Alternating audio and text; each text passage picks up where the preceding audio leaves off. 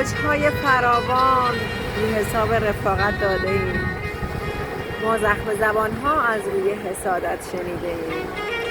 این همه تحقیر و تشویش را سالها شنیده ایم. ما چه راحت تبر کینه خویش را به قلب عزیزانمان زده ایم.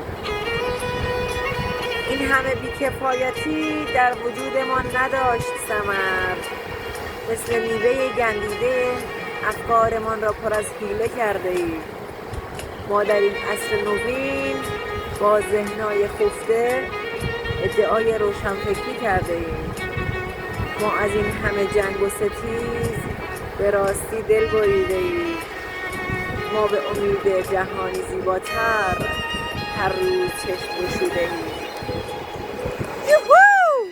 Distribution right, bless you.